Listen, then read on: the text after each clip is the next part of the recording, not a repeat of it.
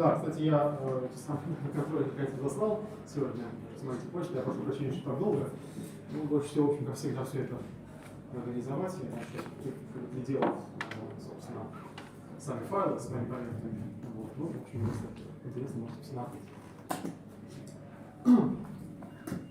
Okay, at the previous lecture we introduced two related concepts, namely positive functionals on star algebras and positive definite functions on groups.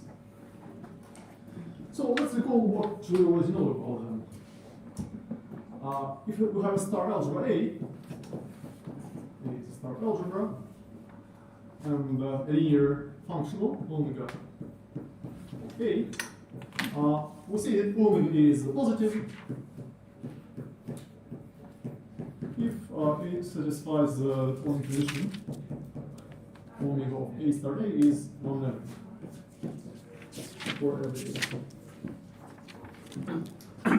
And we are mostly interested in the case where A is a Banach star algebra, and in this case, the set of all bounded positive functionals of A is denoted like this. So, what we want to do now is to describe the set of all positive functionals on the algebra L1 of G, where G is a locally compact abelian group. So this is our goal. And at the previous lecture, we made the first step towards this goal. Namely, we found the relation between positive functionals on L1 of G and positive definite functions on G. More exactly, we have a standard isometric isomorphism between the dual of L1 of G and the space L infinity of G of essentially bounded measurable functions on G. So this is the standard isomorphism, that's denoted by alpha. So here we have a set of all positive functionals on L1 of G. So under this isomorphism, it corresponds to a certain set of functions in L1 of G, in infinity of G, and we denoted this set by P infinity of G. So this is precisely the subset of L infinity of G corresponding to positive functionals, and we called this set a set of functions of positive type. Functions of positive type. So these are functions such that the respective functional on L1 of G is positive. And at the end of the previous lecture, we found a relation between functions of positive type and positive definite functions. Namely, we proved that if we start with a bounded continuous function, phi on G, then phi is of positive type, if and only if it is positive definite. Positive definite. The set of all continuous positive definite functions on G was denoted by Q of G. And let's recall that this means that the following quadratic form, given by the following explicit formula,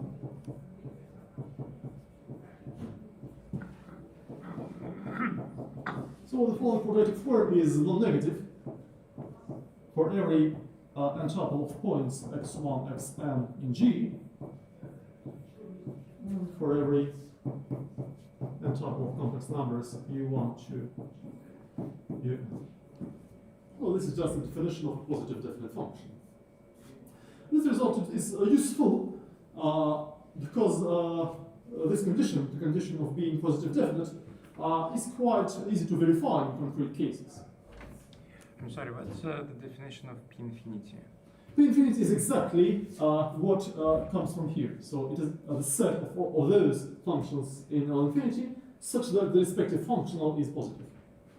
So it does not have the definition outside of L1 of G and this isomorphism. Well, we wrote this explicitly actually. So alpha, first of all, let's recall what alpha is. Alpha takes phi to alpha phi, So alpha phi is just the following standard functional. Alpha phi is positive. Well, formally this means that for every f in L1, the following integral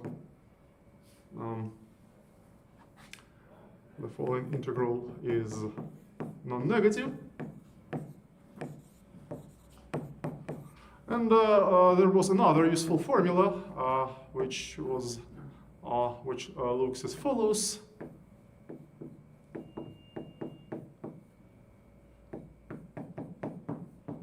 So this has to be non-negative for every f in L1. So this is basically the definition of a positive functional. So we just apply alpha phi to f star f, and we get this. And by using some elementary transformations, we show that this is equivalent to this one.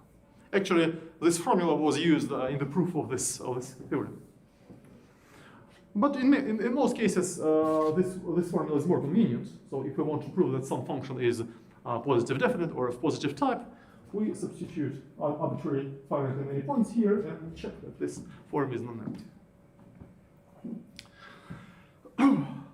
Okay, so our main goal for today will be to prove, or will be to interpret positive functions on one of G, or equivalently functions of positive type, in terms of measures of the dual group of G.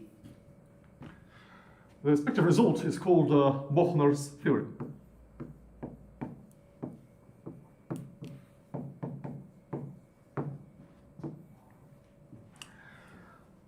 So to begin with, let's introduce a dual version of the Fourier transform.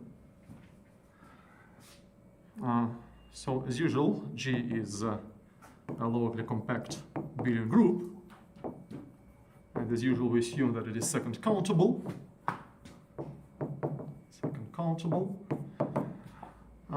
And we choose a hard measure, mu on G.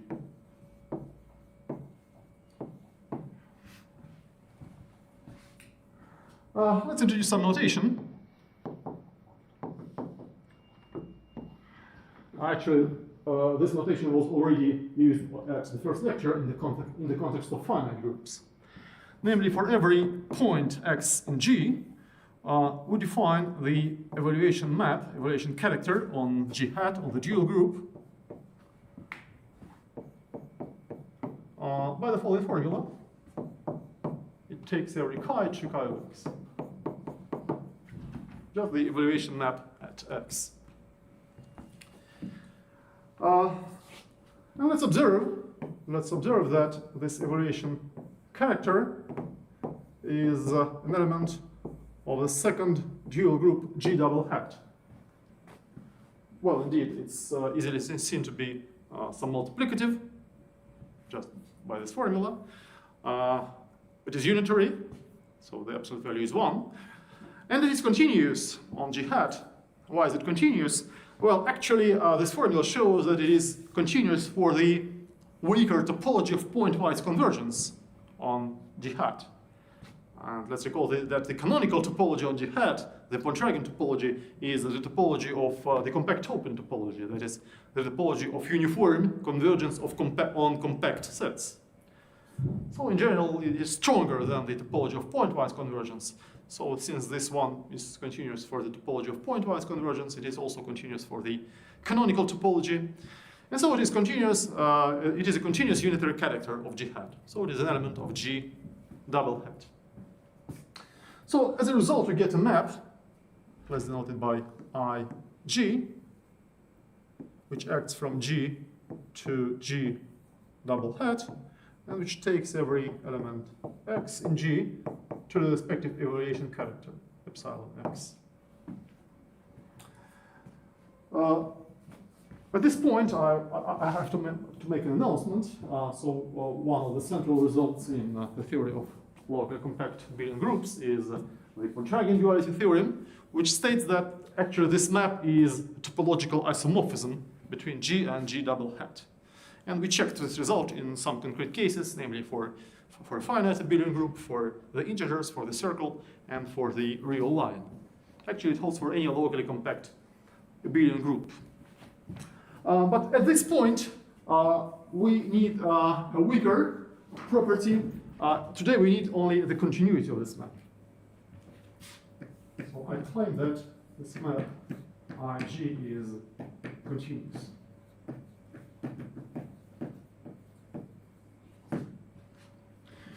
The proof is based on the following lemma from general topology. Suppose we have two topological spaces, X and Y, arbitrary topological spaces. So any statement about arbitrary topological spaces is usually trivial. And we have a continuous function, big F, on the product. And let's define a map phi from X to C of Y as follows. It takes every point X to the function on Y, which is obtained from big F by fixing the first argument. So clearly it is a continuous function on Y. And I claim that phi is continuous. Phi is continuous. Of course, here we assume that C of Y is equipped with the compact open topology.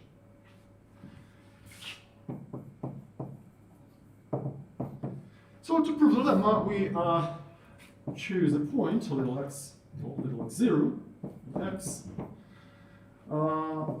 We choose a compact subset K of Y, compact subset, and we choose a positive epsilon.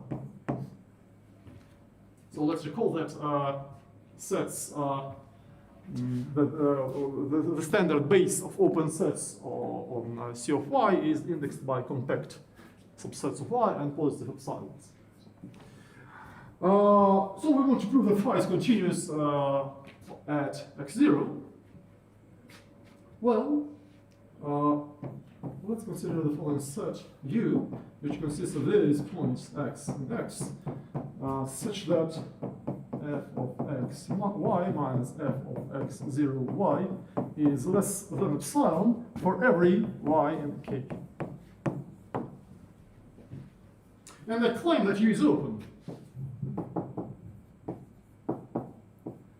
Well, this follows from, once again, from our standard lemma about the intersection of compactly many open sets, which was already used several times in our course.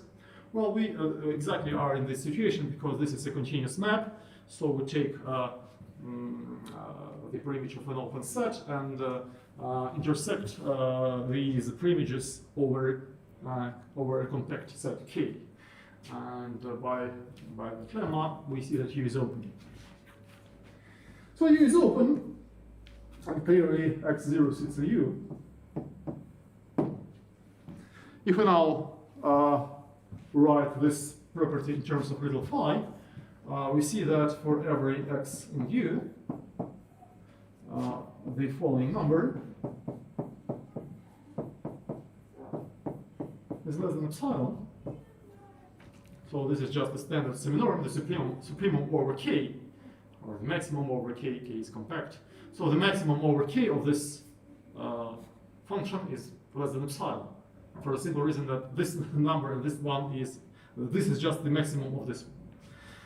So this is less than epsilon, but this means that phi of x, if x sits in U, then phi of x is contained in the respective standard ball centered at x0 and corresponding to the compact set K.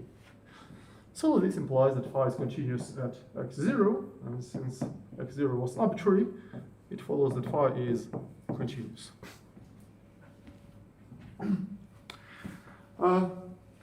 Actually, this lemma can be put in a more nice form under the assumption that Y is locally compact. This is useful exercise for you.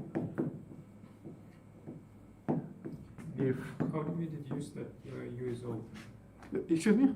How do we deduce that U is open? Well, here, if U is not open, then we couldn't deduce that phi is continuous. Oh, no, I mean... Well, what is the continuity at local continuity at Как мы x0? вообще поняли, что U открыто? У открыто, потому что у нас, well, let's recall this lemma from, it was proved long ago. You have three topological spaces, x, y, and z, and a continuous map F, an open set x0, z0, and z, and compact set y0. Then the set of those points x for which f of x, y sits in z0 for every y in k is open. In y0, sorry, y0 is compact. This is open. We use this at least twice or maybe more times. I don't remember exactly how many times, but this was proved some time ago, and this is quite useful. So here, z0 is just the epsilon neighborhood of 0 on the complex plane. F is replaced by this difference. It is also continuous. Since k is compact, we simply apply this lemma. Okay. So briefly, this lemma means that the intersection of compactly many open sets is open. The exercise I want to suggest is that if y is locally compact, then this correspondence that we've just constructed between continuous functions on the product and continuous maps from x to C of y. So this map takes big F to little phi, where phi is given by this formula. This map is a topological isomorphism of topological vector spaces.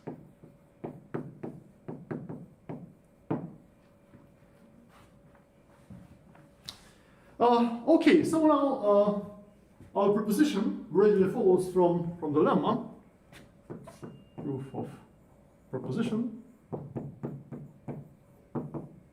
Let's just apply our lemma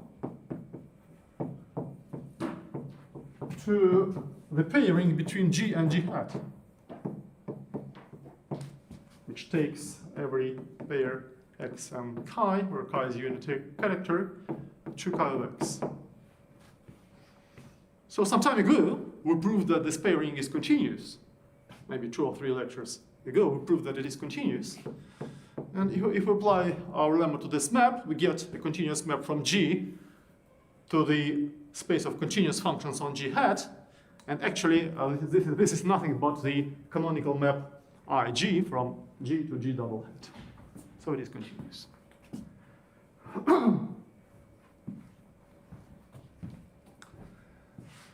Okay, now we are ready to introduce a dual version of the Fourier transform. So let's look at the following picture. As before, G is a locally compact abelian group. Let's look at the measure algebra of the dual group G hat. Well, G hat is also a second countable locally compact abelian group. So the Fourier transform is well defined. It's a homomorphism F G hat from the measure algebra to the algebra of continuous bounded functions on G double hat. But we also have we now have the canonical map IG from G to G double hat, which induces homomorphism from here to CB of G. This is kind of restriction map IG dot, which takes every function, say, f to f composed with IG. If we now compose these two maps, we get a map from here to here, which will be denoted by f, f check. Why do we know that the composition will be bounded? composition of f and ig, well, if f is bounded, then of course the composition is also bounded. Ah, yeah, yeah, sure. Okay, okay. And it is continuous because ig is continuous. So we denote this composition by f check, and we call it the dual Fourier transform. Check is ig dot composed with f g hat. So it takes the measure algebra of g hat to cb of g, and we call it the dual Fourier transform.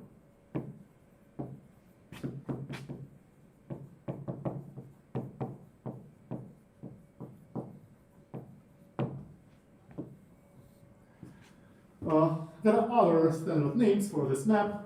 Sometimes it is called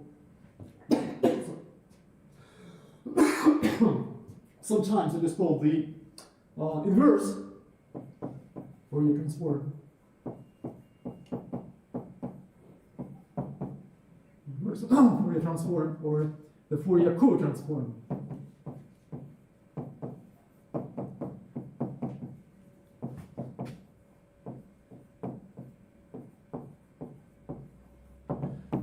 But I prefer to call it the dual Fourier transform because, of course, it formally is not inverse to the Fourier transform, because essentially it acts between different spaces.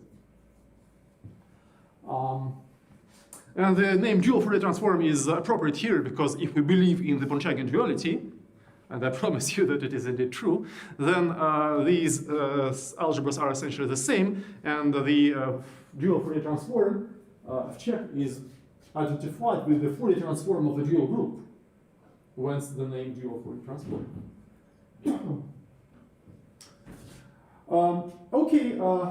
So if now nu is a complex measure on the dual group, then the image of this measure under f check will be denoted by nu check. So it is a continuous bounded function on G, and it is called the dual Fourier transform of nu.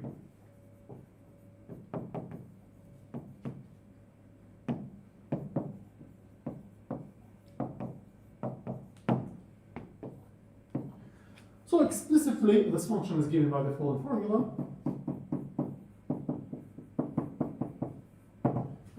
Nu check evaluated at x is the integral of the evaluation character epsilon x with respect to nu, the integral over g hat.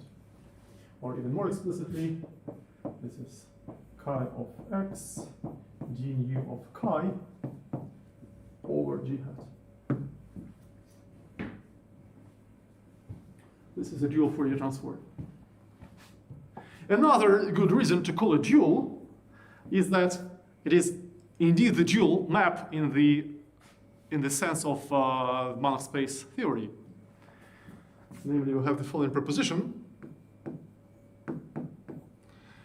So let's take the usual Fourier transform on G, on L1 of G. It takes L1 of G to C0 on G hat. And let's take the dual map F star, which acts from the dual of C0 of G to the dual of L1 of G.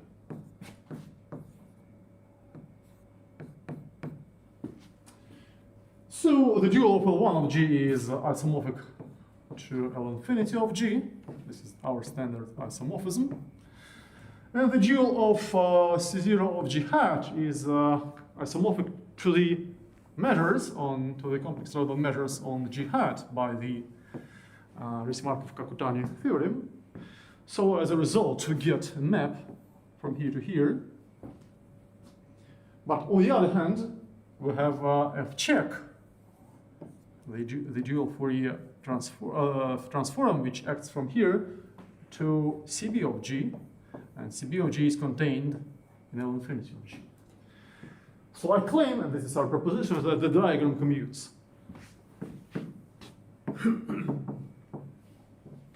The diagram commutes. And the proof is a very simple exercise. It's just an explicit calculation, just a line. So this diagram shows that indeed we can identify the dual to F with the dual Fourier transform, which again justifies our terminology. And here is a useful corollary of this result. The corollary is that the dual Fourier transform F check is injective.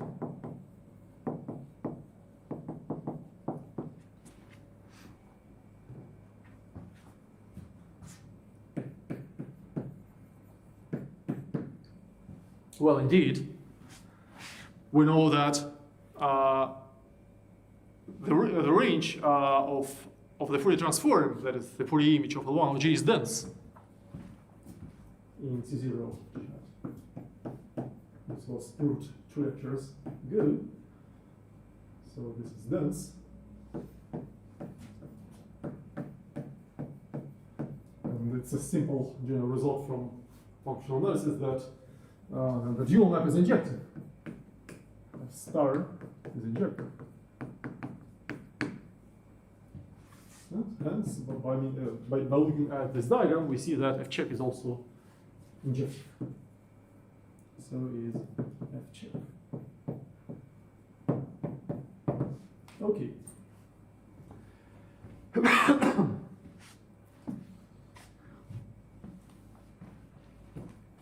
So now we're ready to state Bochner's theorem.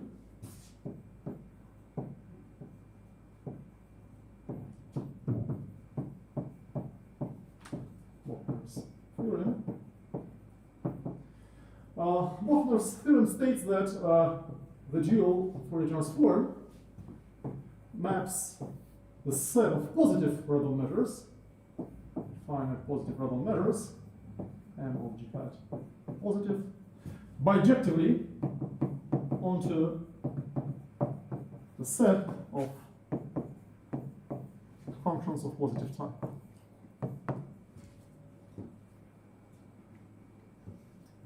Once again, I don't claim that F check is itself bijective between these two spaces. This is not the case. It is injective, but usually it is not surjective. But if we restrict to positive measures here and functions of positive type here, we get a bijection.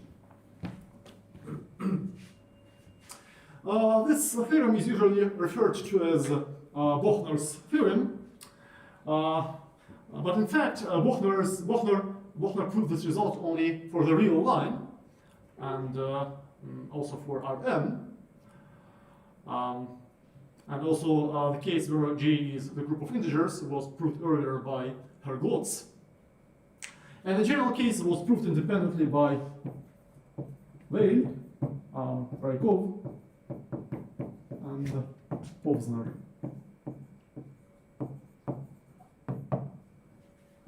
At the end of the 1930s.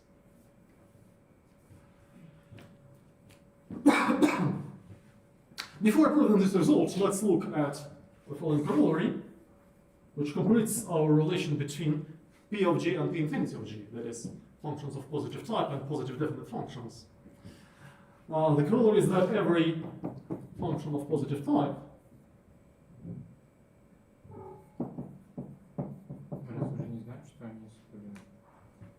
еще нет. Только для... Только для непрерывных.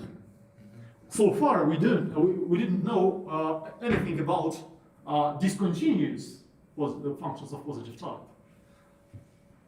So the theorem that was proved at the previous lecture was only about continuous functions of positive type. And now we can say more. Every function on G of positive type is almost everywhere equal to a continuous, which is necessarily unique, to a unique continuous positive definite function.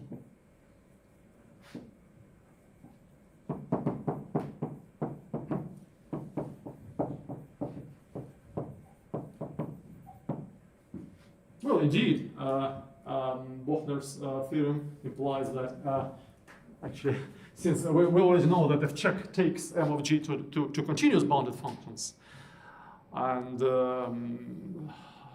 if so, every function of positive type is almost everywhere equal to a continuous function of positive type. But a continuous function of positive type is positive definite. So hence we can write the following quality. Infinity of g is, well, formally not exactly equal, but there is a standard bijection between these two sets. Formally, P infinity of g consists of equivalence classes, but every such equivalence class consists of a single element. And so we get a bijection. And in fact, I'm sorry. Mhm. Positive type means in P infinity, right? yeah, Okay.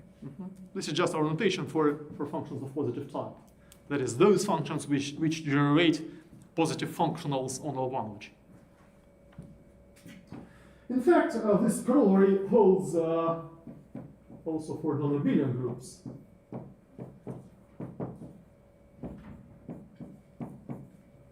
It's for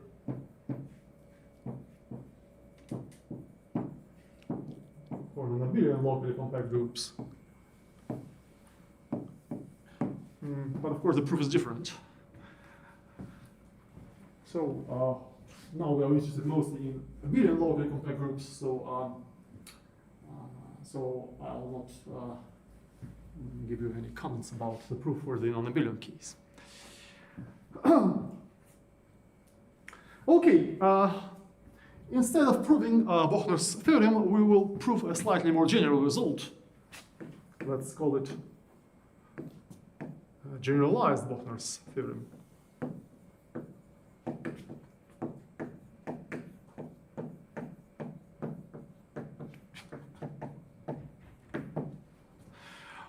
Suppose that A is a Hermitian commutative Banach algebra. Hermitian commutative Banach algebra with a bounded approximate identity.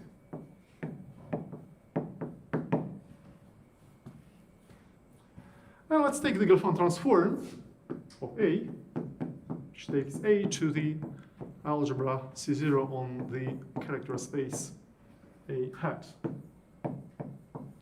Gelfand transform. So I claim that the dual map, gamma star,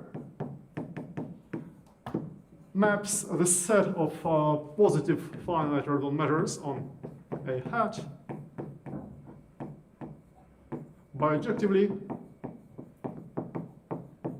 onto the set of positive functionals on A.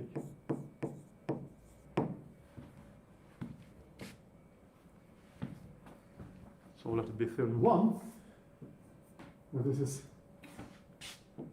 theorem 2. And first of all, let's observe that indeed theorem 2 implies theorem 1.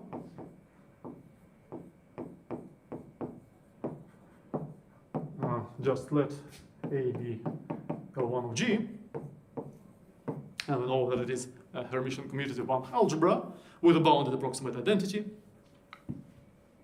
So the Gelfand transform of A can be identified with the Fourier transform.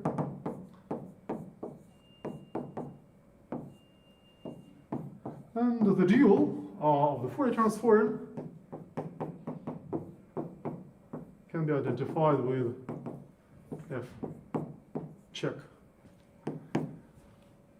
So F check takes measures,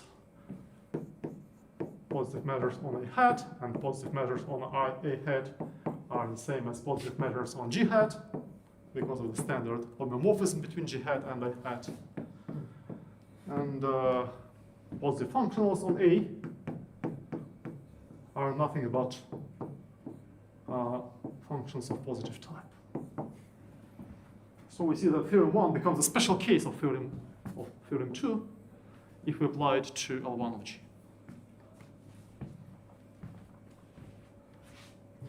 So now we have to prove theorem 2.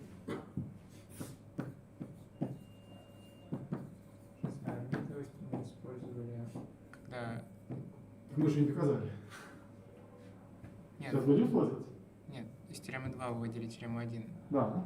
Примите двостям, где используем. Нет, когда мы вводили, мы не использовали. Мы просто поняли, что теорема 2 может быть применима к L1G, потому что L1G Армитова. А Армитов сейчас используем в доказательстве. Wow. The fact that, in fact, this film can also be extended to the case where A is not Hermitian. Maybe I'll say a few words about this later. Okay, so first of all, we know that gamma is a star homomorphism.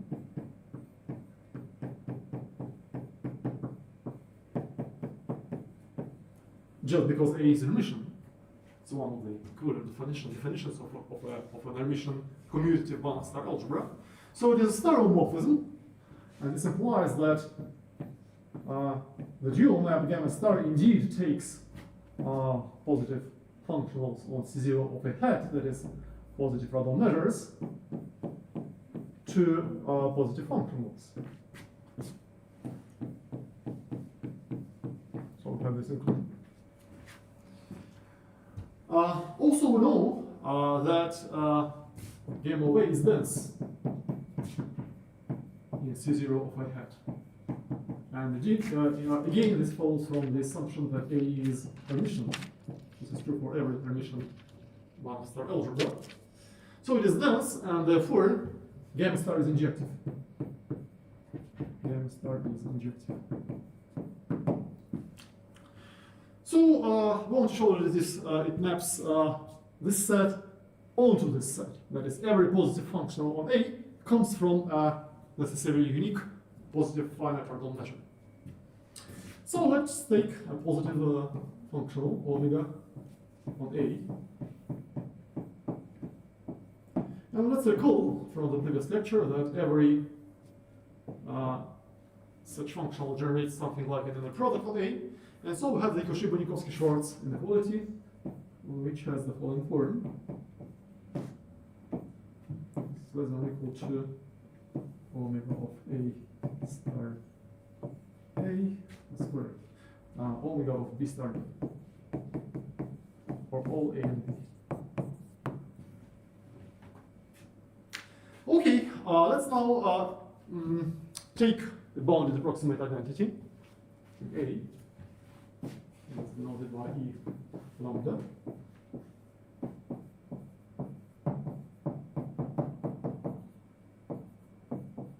And let's substitute it for B. So we get the following inequality: omega of E lambda star A squared is less than or equal to omega of E lambda star E lambda omega of A star.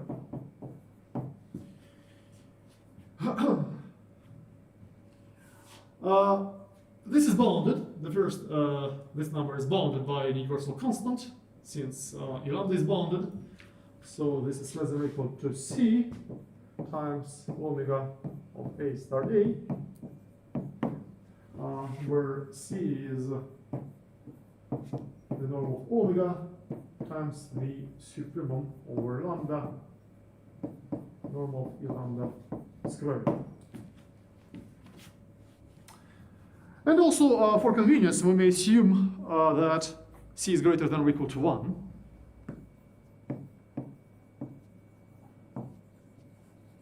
This will be convenient, because if this is not the case, then we just replace C by the maximum of C and 1.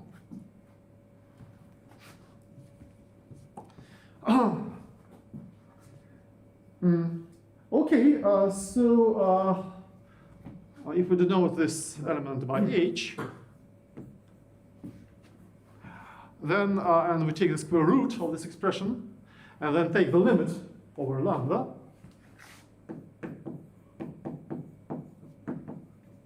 So it's a trivial fact that E lambda star is also a bounded approximate identity. So we see that the absolute value of omega of A is less than or equal to the following number, square root of c times square root of omega of h.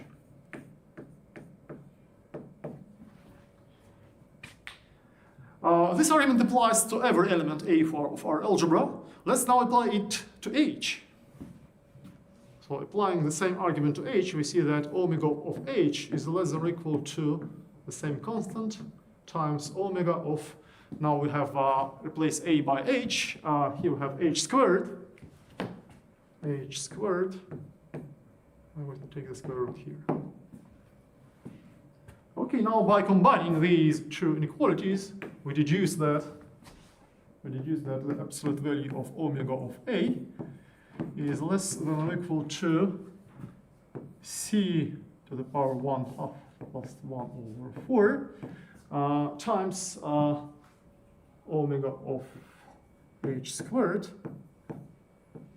to the power 1 over 4. And then we apply the same argument to h squared. So we see that this is less than or equal to c to the power 1/2 plus 1 over 4 plus 1 over 8.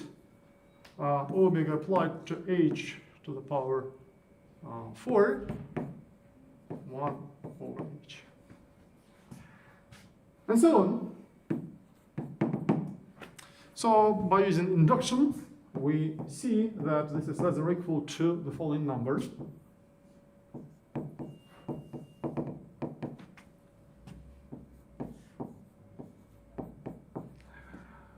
And we apply omega to h to the power 2 to the power n, and the 1 over n plus 2 to the power n plus 1.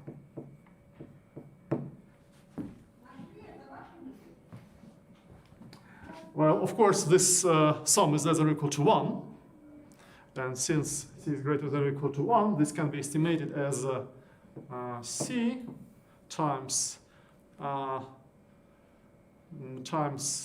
norm of omega to the power 1 over 2 n plus 1, and times the norm of h of this element, which is in brackets here, to the same power. And this is true for every n. Let's now take the limit over n.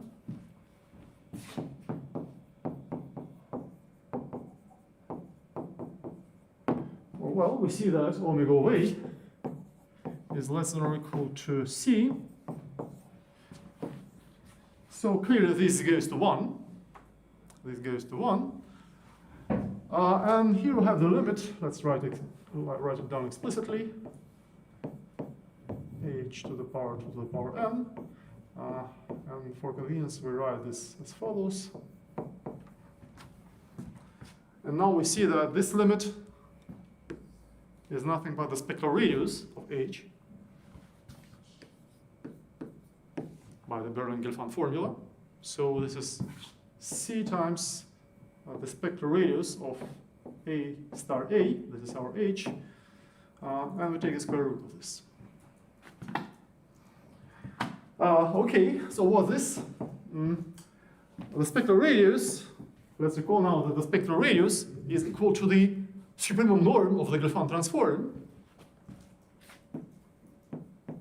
A star A hat, and we take the supremum norm. The Gelfand transform is a star homomorphism, so this can be written in the following form: A hat star A hat. And of course, C0, the algebra of continuous functions vanishing at infinity, is a C-star algebra. So we have the following equality here. So this is the end of our little calculation. So why is it useful? We see that omega of A, of course, omega was assumed to be continuous. So omega of A is dominated by the norm of A. But the point now is that it is dominated by the norm of A hat.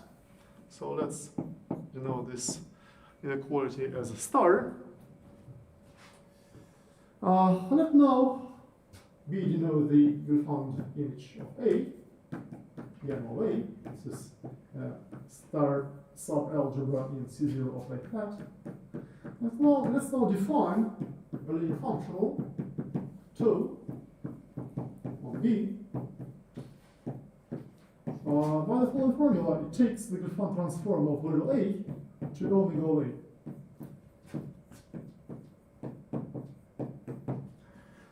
And our calculation, our inequality, implies that, first of all, tau is well defined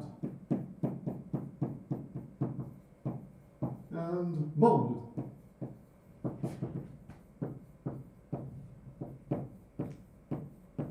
Well, indeed, if A hat is 0, then this inequality implies that omega of A is also 0, so it is well defined. And again, the same inequality implies that tau is bounded. And also, tau is positive. For the same reason, tau of A hat star A hat is tau applied to A star A hat, because the Griffin transform is a star homomorphism. And this is omega applied to A star A, which is positive. So tau is positive. But we already know that B is dense in C0 of A hat. B is dense in C0 of A hat. And so tau uniquely extends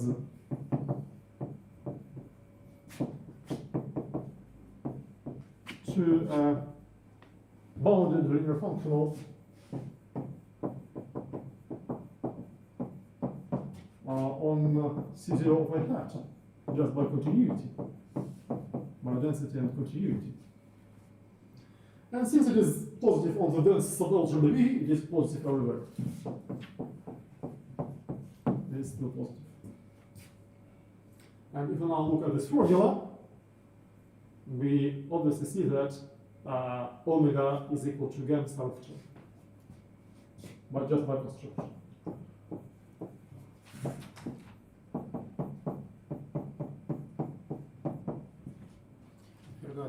Is omega assumed to be positive? Of course, what we are trying to prove. We want to show that gamma takes this set onto the set of positive functionals. So we are trying to prove this surjectivity, and we start with a positive functional here, and we try to find a pre-image here, and we are done because we start with omega, which was positive, and this trick here gives us a positive functional tau on this algebra, such that this relation holds. And this completes the proof, because positive functionals on C0 of A hat are just positive finite ordered measures.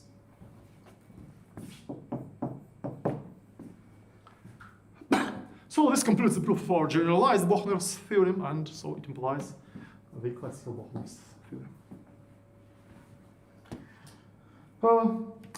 Let me also make some remarks about further generalizations of this theorem.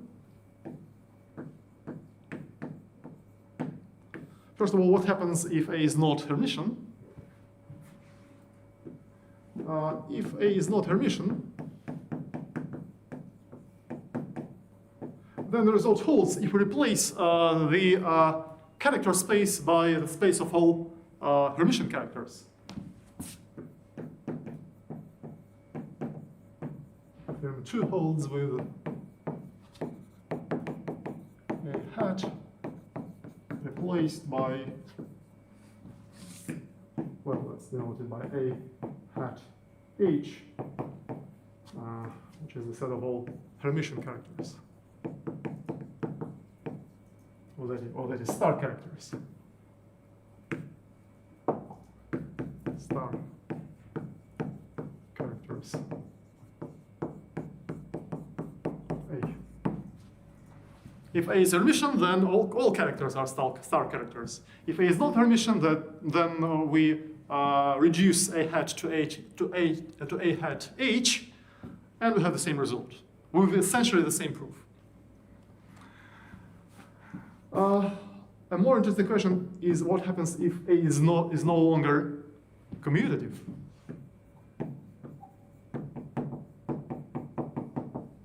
Of course, there is no hope to extend theorem to literally, because the Gelfand transform in the non-commutative case is useless. However, it turns out that the result is true if we replace the Gelfand transform by the so-called C-star envelope. Let me just say a few words about what it is.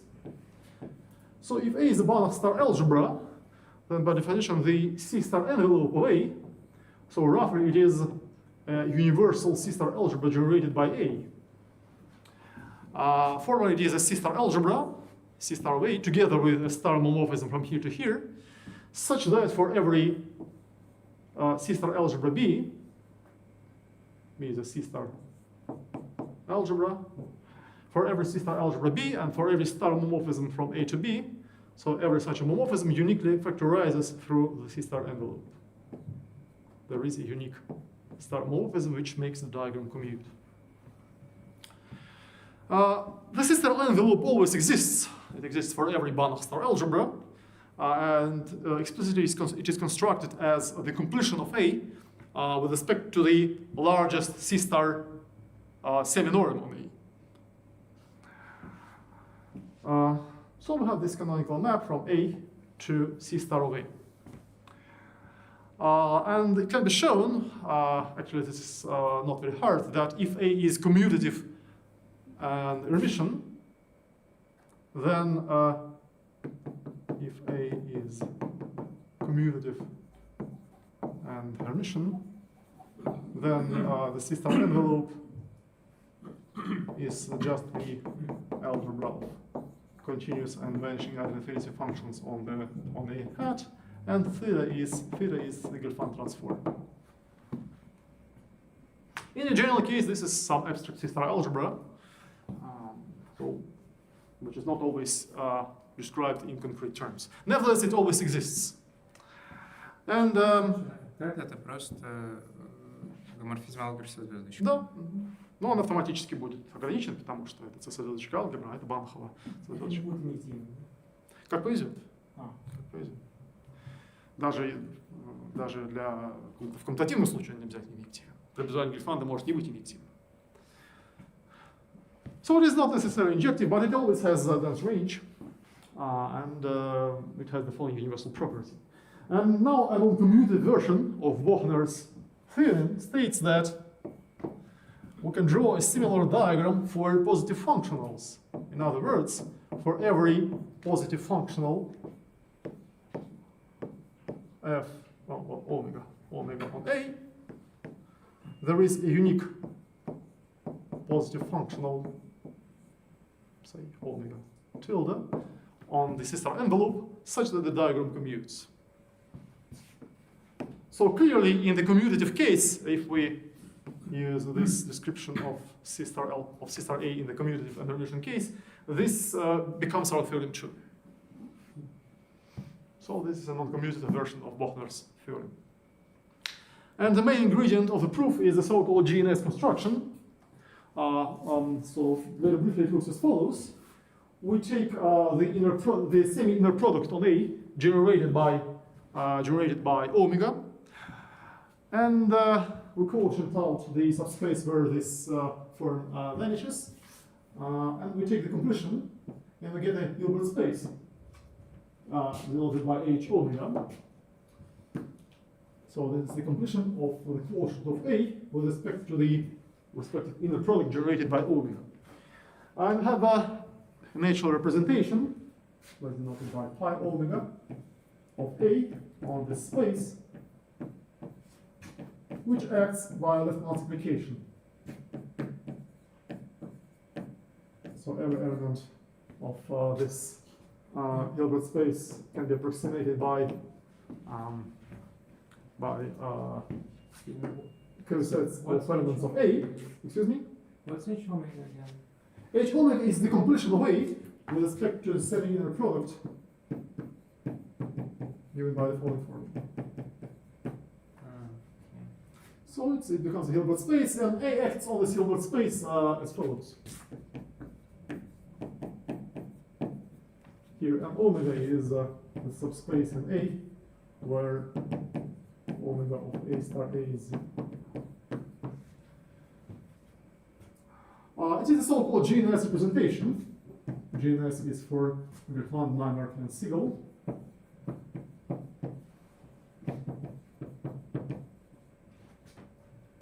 Associated to omega.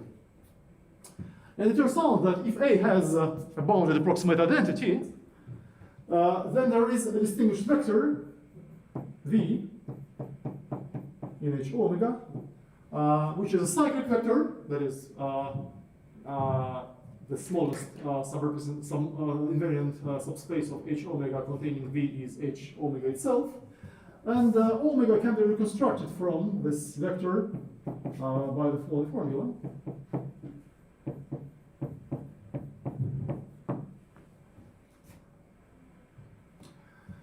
And now, to prove this generalized Bochner theorem, which states that we can always extend positive functionals, we do the following. We construct this GNS representation of A,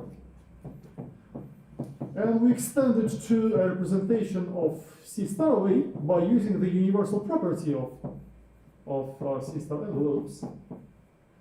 So we obtain a representation, say, phi omega tilde here. And then we define omega tilde of B as follows. And this will be a positive Fourier functional, making this diagram commute. This is briefly the idea of the proof of this result. By the way, in principle, this approach works in the commutative case as well.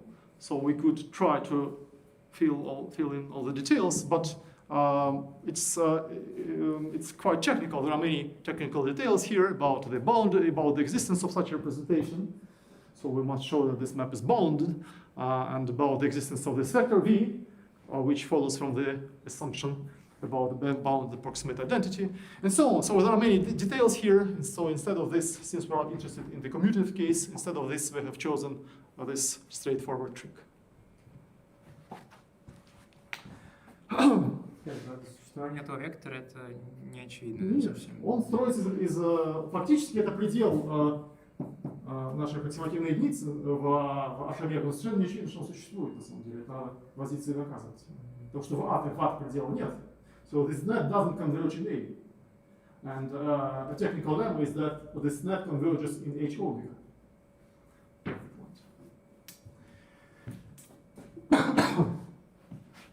Okay, of course, if A is assumed to be unital, then the proof simplifies a lot. Omega V is just the coset of the identity of A. But we want to deal with non-commutative, with non-unital algebras, like L1 of G. And so this makes the proof quite technical. Okay, our next goal.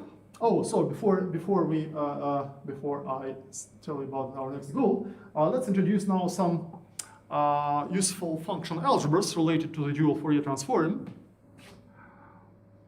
So as before, we take a logically compact Billiard group, countable.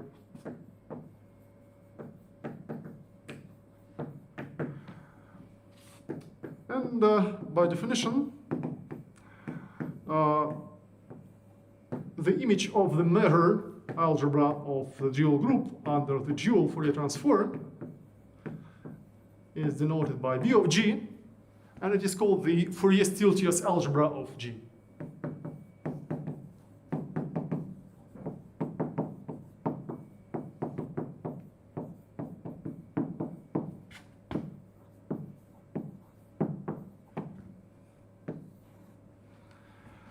Well, it is indeed an algebra under the point multiplication. Actually, it is a star. It is a star sub-algebra in the algebra of continuous bounded functions on G, because the dual Fourier transform is a star homomorphism, and of course its image is a star sub-algebra. We can also apply the same construction to L1 of G hat. And we see that B of G contains a subalgebra, which is actually an ideal, which is denoted by A of G, and which is defined as the dual Fourier image of L1 of G hat. And it is called the Fourier algebra.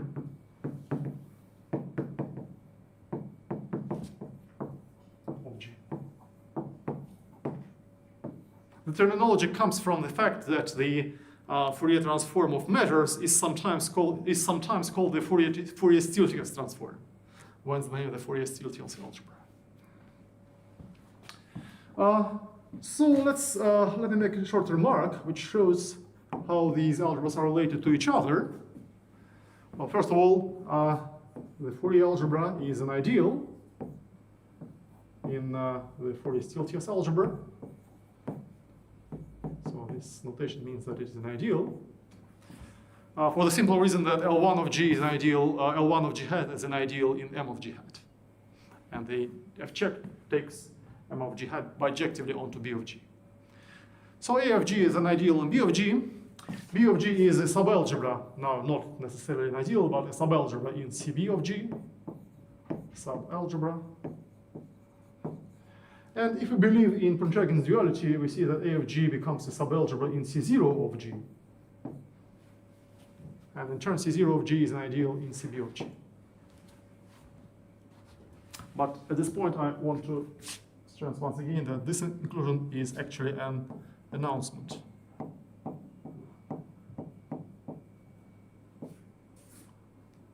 We'll get it as a corollary of Pontryagin duality. At this point, so far we didn't prove that E of G is contained in C0 of G. But modulo the Pontryagin duality, this becomes clear because the F check will be identified with the Fourier transform of G hat.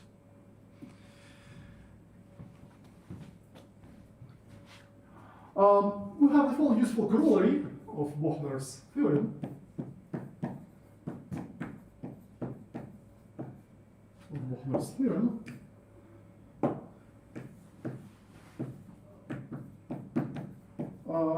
The corollary is that the Fourier Stieltjes algebra is spanned by positive definite functions, which is quite useful. And the proof readily follows from Bochner's theorem, because, of course, it's clear that the measure algebra of G hat is spanned by positive measures.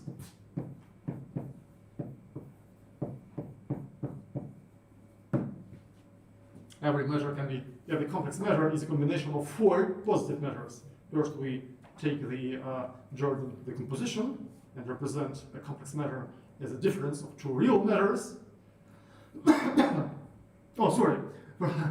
First of all, we take a real measure. Every real measure has a Jordan decomposition, so every real measure is a difference of 2 positive measures, and every complex measure is, of course, a combination of 2 real measures, just the real and the imaginary part. So every complex measure is a combination of 4 positive measures. And then by applying the dual Fourier transform to this, and by using Bochner's theorem, we see that B of G is spanned by positive definite functions. Actually, this is one of the main advantages of B of G. So the Fourier Stieltjes algebra has the advantage that, first of all, it is the Fourier image of a reasonable space. It is the Fourier image of the measure algebra. And on the other hand, it itself is described in reasonable terms, that is, in terms of positive definite functions. This is quite useful. Okay, our next goal, the proof will be given at the next lecture. Our next goal will be to prove the Fourier inversion formula. Today I'll just give a statement and some comments. Fourier inversion formula.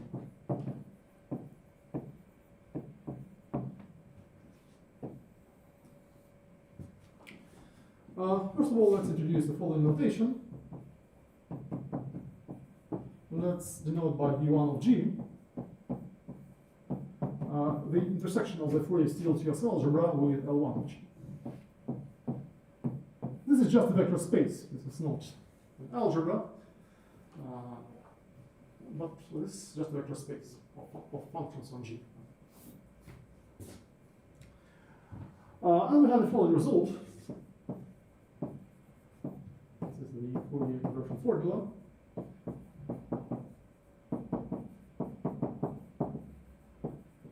Or more exactly, let's call it the Fourier inversion formula 1. A bit later, we'll slightly generalize it by using the Pontryagin duality.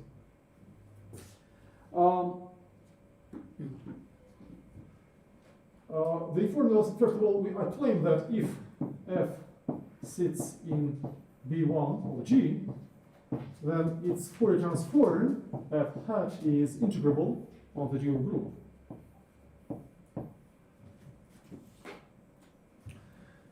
By the way, so far this statement doesn't involve explicitly the Haar measure on G hat.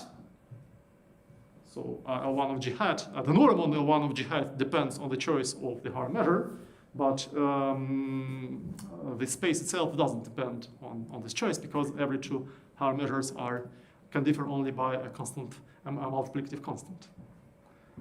But the second statement is something about a concrete measure. So let's from the very beginning denote choose the Haar measure on G. We denote it by mu G. This is the Haar measure on G.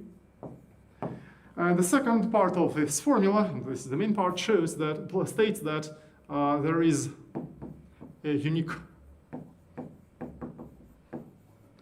Haar measure on G hat. That's denoted by mu G hat, such that every function in B1 of G can be reconstructed from its Fourier transform by the following simple formula.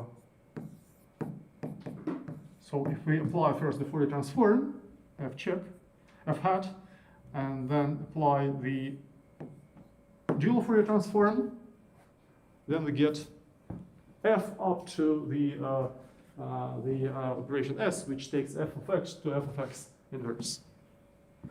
So explicitly, this formula can be written as follows. F of x is equal to the following integral f hat of chi of x, d mu g hat of chi. So far this is not correct because I have to replace here fx by x inverse. Instead of that, I put the complex conjugation here, and this will be an equivalent form of the same formula.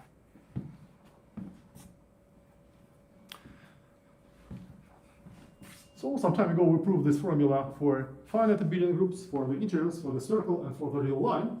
But now we want to prove it in the general case. Of course, this depends on the choice of the Haar measure. Clearly, if we replace this measure multiplied by a constant, then the formula is no longer true. In fact, well, let's give the respective definition.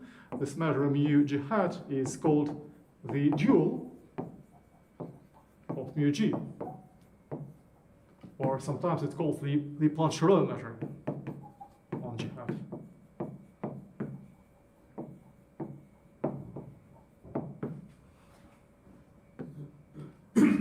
And of course, it depends on the choice of the Haar measure on G. So let's observe that if we replace the Haar measure if we multiply the Haar measure on G by a positive constant C, then the respective dual measure will be multiplied by C inverse. If we multiply mu G by C, then the Fourier transform will be multiplied by C. And so to make this formula correct, we must divide the dual measure by C. Well, let's look at some simple examples in conclusion. Example 1. Suppose that G is finite. The finite abelian group of order order n. Then if mu g is the counting measure on G, then the dual measure is the counting measure divided by n. Basically, this is proved at the first lecture.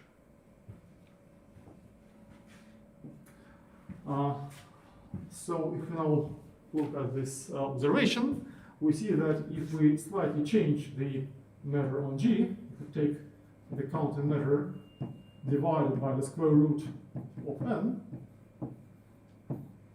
then the respective dual measure will also be given by the same formula. It will be the counting measure on G hat, also divided by square root of n.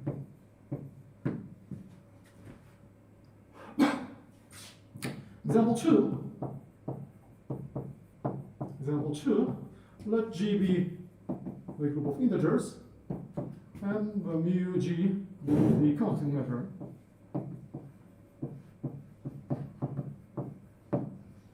So we have already proved that in the second lecture that in some sense the dual of the counting measure can be identified with the normalized Lebesgue measure on the circle. More exactly, let's recall that we have a standard isomorphism between the circle and the dual of Z, which takes every point on the circle to the character chi Z, given by the following formula. So we know that this is a topological isomorphism between these two groups. And if we apply the respective push-forward map to the normalized Lebesgue measure on the circle, what we get is precisely the dual measure on the dual of the integers. So this was proved at, if I'm not mistaken, in the second lecture. We can also interchange the rules of the circle and the integers here and get a different but similar example. Example 3. If our group is the circle and the respective R measure is the normalized Lebesgue measure, normalized means that we divide the usual length measure by 2 pi, so it's in such a way that the measure of the circle is 1. Then the dual measure can be identified with the counting measure on the integers. And more exactly, we have a standard isomorphism between the integers and the dual of the circle, which takes every integer n to the character of the circle, chi n, given by the following formula. And then this map, or more exactly the respective push-forward map on measures, take the counting measure on the integers to the dual of the normalized Lebesgue measure on the dual of G. And this was proved at the third lecture of our course.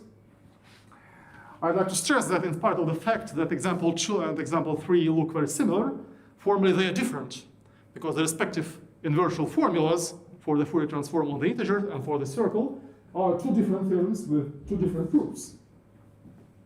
So these examples are not equivalent to each other.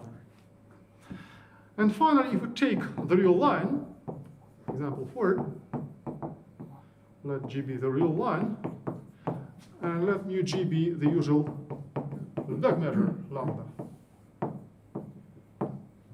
Then the Lebesgue measure is, in a certain sense, self-dual. Or more exactly, if we take our standard isomorphism between the real line and the dual group, R hat, which takes every lambda to the character chi lambda, given by the following formula. Then the respective map alpha star takes the Lebesgue measure lambda to the dual measure on the dual of R. And this was discussed at the fourth lecture, if I'm not mistaken. This example explains why this isomorphism was constructed in exactly this way. That is why we need 2 pi here. Actually, if we remove 2 pi or just replace it by an arbitrary real number C, non-zero real number C, then we still have an isomorphism, a topological isomorphism between these two groups. But in general, this isomorphism, so in general, this formula fails. It doesn't take the Lebesgue measure to its dual. So if we want this formula to hold, if we want this isomorphism to be chosen in such a way that it takes the Lebesgue measure to its dual, we must put 2 pi here. So this explains why we need this constant and why is it convenient. It is convenient because this isomorphism takes the Lebesgue measure onto it exactly to its dual. Not to its dual multiplied by constant, but exactly to its dual.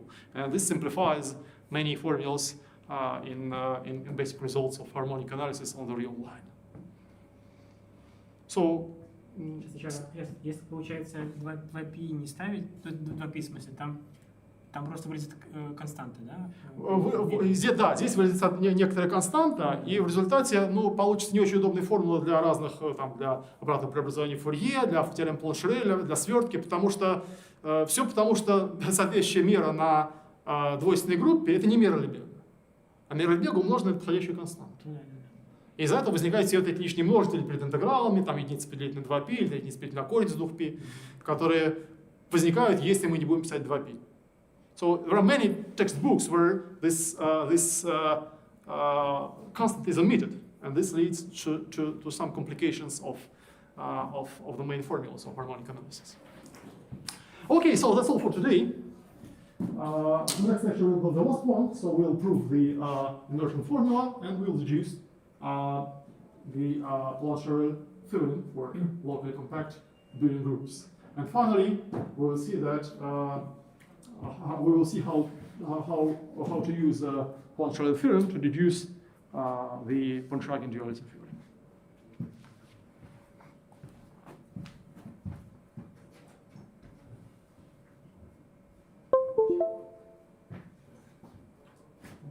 Надо правильно.